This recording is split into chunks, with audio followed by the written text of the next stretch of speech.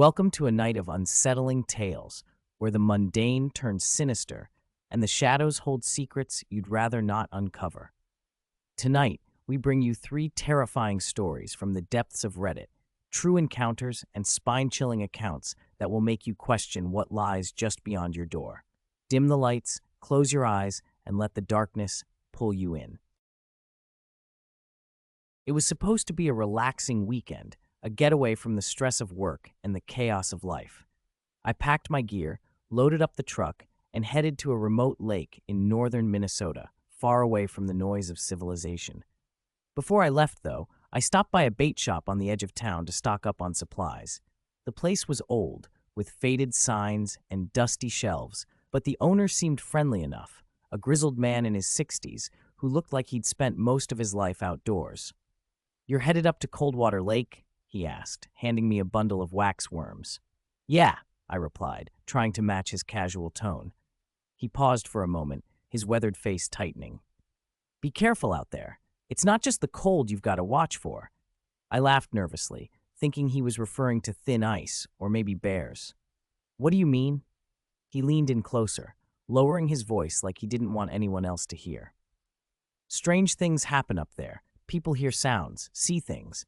Folks around here don't like to talk about it, but you do well to keep your eyes open and your fire burning." I chuckled awkwardly, brushing it off as local superstition. "Thanks for the tip," I said, paying for my supplies and heading out the door. But as I walked back to my truck, I couldn't shake the look in his eyes, something between fear and pity. It stayed with me during the drive, and when I finally arrived at the lake, I found myself glancing over my shoulder more than once. Like I said before, it was supposed to be a relaxing weekend. The locals warned me about the weather. They said the cold could seep into your bones and never leave. But I wasn't worried. I'd ice fished a dozen times before and thought I knew the dangers. Boy, was I wrong.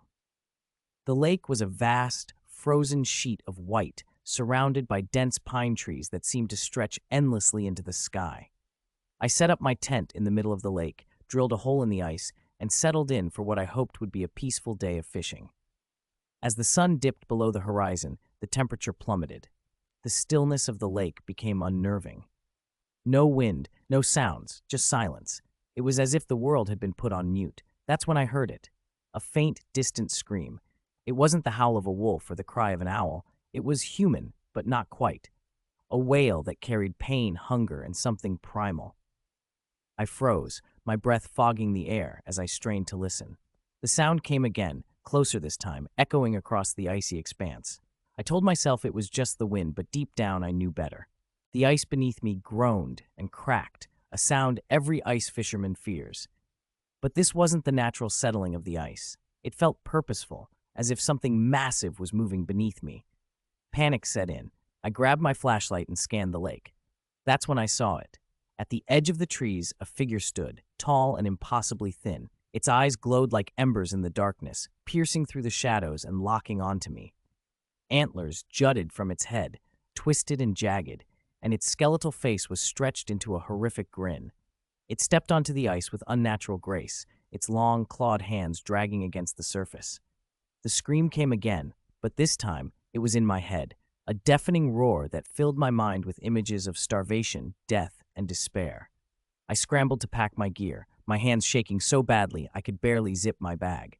The creature moved closer, its body convulsing as if it were struggling to contain itself. Its teeth, jagged and yellow, gnashed together in anticipation. Then it stopped. It tilted its head as if studying me and let out a guttural hiss that sent chills down my spine. Without thinking, I grabbed the propane heater and hurled it toward the beast. The flames erupted on impact, and the Wendigo shrieked, a sound so inhuman and agonizing that I thought my eardrums would burst. I didn't wait to see what happened next. I ran, leaving everything behind, my boots pounding against the ice until I reached the truck. As I sped away, I glanced in the rearview mirror. The lake was empty, but I swear I could still hear the faint echo of that scream following me through the night. I haven't gone ice fishing since, and when people ask why, I just tell them the truth. There's something out there in the cold, something that doesn't belong in this world, and it's hungry. What has led me to believe in the supernatural? Before I get into this, I want to clarify this is all 100% true and is what has turned me from a skeptic in the supernatural into a believer. I've never written down this story.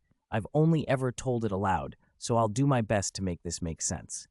About 4 years ago, when I was 17, I stayed at my mom's house quite a bit alone, and I never had a problem with it. I liked my privacy. One night, I went out to my favorite pizza place, which was roughly a 40-minute drive round trip.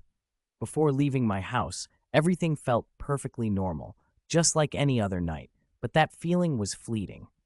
When I returned, I immediately felt like I was being watched.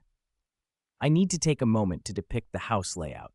It was a two-story house, but the bottom story was just an unused guest bedroom, the laundry room, the entrance to the garage, and old wooden stairs leading up to the living room. With that said, I can resume. As I was saying, this feeling of not being alone or feeling watched kept my eyes glued on the top of the stairs. The feeling was so bad that I swept the entire house, upstairs, downstairs, garage, closets, everything, and I was alone. Looking back, this is when I should have just drove to my dad's, but I thought I was a big boy that could handle a little fear. I was sick of this feeling of dread, so I went to my room, which is just down the hall from the living room, to play video games. I kept my headset off and my hunting knife next to me just in case anything happened. While I was playing, I swear I kept seeing flickers of shadows under my door as the hallway light was on, but whenever I looked over there was nothing. This started to really freak me out, but I just kept acting like everything was fine. Eventually, I was sick of video games and got ready for bed. I turned my light off, but kept the lights on everywhere else in the house, just so that it looked like it was a busy house to any potential unwanted visitors. When I lay down, however, I noticed two dark spots under my door that looked like shoes. All I could do was lie there in horror with my hunting knife firmly grasped. I waited and waited and waited for those shadows to move, but they never did. Eventually, I summoned the courage to confront this shadowy being standing outside my door, and when swung my door open, there was nothing. No one, no shadows. I thought my eyes were playing tricks on me. When I laid back down, however, the shadows were gone. I decided to leave my door open and turn on my light in my room. My time for sleeping could wait another night. So, instead of sleeping, I watched YouTube videos mindlessly on my phone when I heard what sounded like large footsteps slowing ascending up my creaky wooden stairs. I'll tell you, even writing this 4 years later, in a completely different house, I have turned the lights on in my room to finish writing this. Anyways, I was frozen in shock horror that this wasn't all in my head, that someone or something was coming up my stairs while I was home alone. In a split second, I decided that the best course of action was to lock myself in the bathroom that was halfway down the hall. I bolted, didn't take any chances, didn't look to see what was there, and I called the police. It was the first time in my life calling 911. I was trembling in the bathroom trying to whisper because, keep in mind, I still believe this to be a person in my house. They sent over a squad car while I remained on the line, and the operator told me that they didn't see any signs of forced entry, and that after a sweep of the entire house, that no one was there. This helped relieve me, and that was the last incident of the night, but not where the story ends. The next day, after telling my mom what happened, she was obviously horrified, but we decided to do some digging ourselves.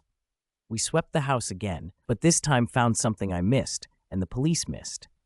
I learned a fun fact about my room that next day. The only entrance to the attic was in my fucking closest, and the lid was open. We couldn't believe it. The attic hatch was cracked ajar. My mom swore that she didn't even know it was there, and I sure as hell didn't know, and neither of us could reach up to it and move the lid. I told her that day that I would never stay at her house for the night alone, and I stuck to my word. I never did again in that house. After all that, after moving out, the story still wasn't over. My mom's curiosity was stronger than mine because she talked to the previous owner of the home to try and find out more about the history of owners of the home.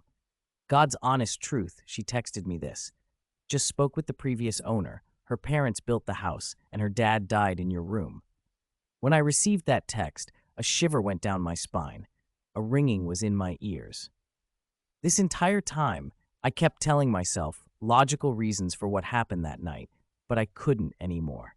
The last update to this story came just a few weeks ago when I was visiting my girlfriend's family for Christmas, when I found myself retelling this story to my girlfriend's brother's wife's mom, lol, and she describes herself as a medium.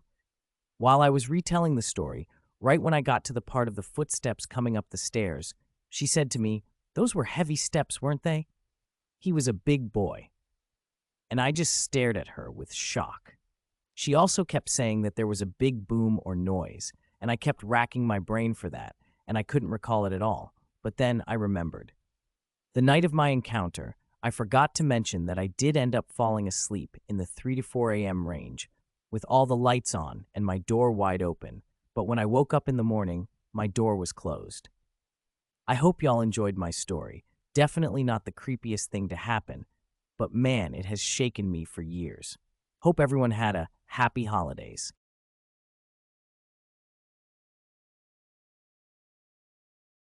For years, the house on Blackwood Lane stood silent and unclaimed. The neighborhood children called it the Silent House, but none dared approach it. The last family who lived there had vanished one stormy night a decade ago, leaving behind a home frozen in time. Plates were still on the dining table, laundry hung on a line in the backyard, and toys scattered across the living room floor, all coated in a thick layer of dust. Every now and then, a brave soul would wander too close, claiming to hear faint whispers from within. Others swore the house watched them, its empty windows like eyes tracking their every move. Despite the warnings, Ellie and her husband Mark bought the house. They were skeptical of the stories. It was a steal for the size, and they believed a fresh coat of paint and some renovations could turn it into their dream home. Day 1. Moving in. The first day passed without incident. Movers hauled in boxes, and Ellie and Mark unpacked late into the evening. The house was eerily quiet, as if sound itself avoided the walls. Ellie noticed it first. No creaking floors, no hum of the refrigerator, not even the chirping of crickets outside. "It's too quiet," Ellie remarked as she unpacked dishes in the kitchen. Mark laughed, brushing it off. "You've been in the city too long. You'll get used to it." But as the sun set, the quiet grew oppressive. By nightfall, it felt suffocating. Ellie's ears strained to catch any sound, but the silence was absolute. When she finally fell asleep, her dreams were restless, filled with whispers she couldn't quite understand. Day 3. The first sound. By the third day, the silence had become unbearable. Ellie started playing music just to fill the void, but even with the speakers blaring, she couldn't shake the feeling of being watched. Every time she turned a corner, she expected to see someone standing there. She chalked it up to paranoia until that night. At 3:12 a.m., a sound woke her. It was faint but distinct, a knock. 3 slow, deliberate knocks from the front door. She nudged Mark awake. "Did you hear that?" Groggy, he shook his head. "Probably the wind. Go back to sleep." But Ellie couldn't. She lay awake, staring at the bedroom door, listening. The silence had returned, but it felt heavier now, as if something was pressing down on the house. Day 5. The basement door. Mark discovered the basement door on their 5th day. It was hidden behind a large bookshelf in the study. "Hey, did you know this was here?" he called out. Ellie joined him, frowning. No, the realtor never mentioned a basement. The door was old, its wood warped and splintered. Mark gave it a shove, and it creaked open to reveal a narrow staircase descending into darkness. A foul, damp smell wafted up. "We'll check it out tomorrow," Mark said, closing the door. Probably just a crawl space. That night, Ellie dreamed of the basement. She was standing at the top of the stairs, staring into the black void below. From the darkness came a voice, soft and melodic, calling her name. "Ellie, Ellie, come down." She woke up in a cold sweat, her heart racing. The house was silent again, but this time it felt expectant. Day 7. The voice. By the 7th day, Ellie was unraveling. Mark tried to reassure her, but even he seemed uneasy. That evening, Ellie was in the kitchen when she heard it. Her name, spoken in a whisper. She froze, her hands trembling. "Mark?" she called, her voice barely above a whisper. No response. She turned slowly, and for a moment she thought she saw a shadow move across the hallway. Gripping a knife, she crept toward the study. The basement door was ajar. "Mark, are you down there?" she called, her voice shaking.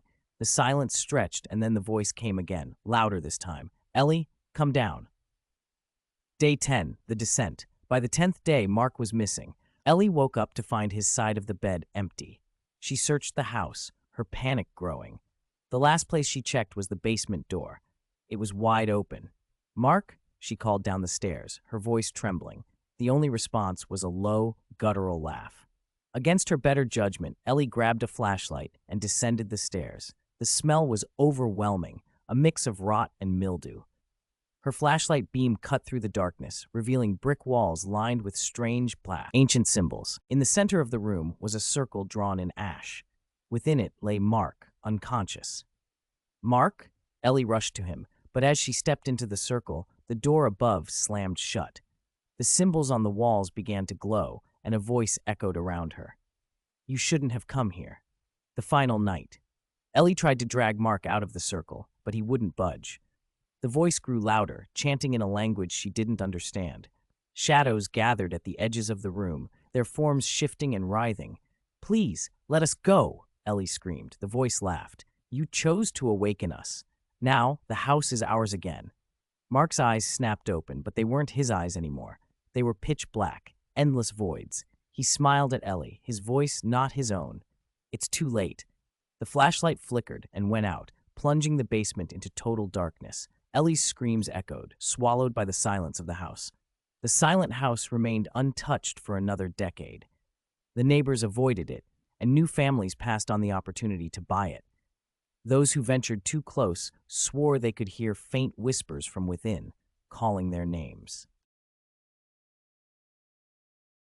Thank you for stepping into the shadows with us tonight.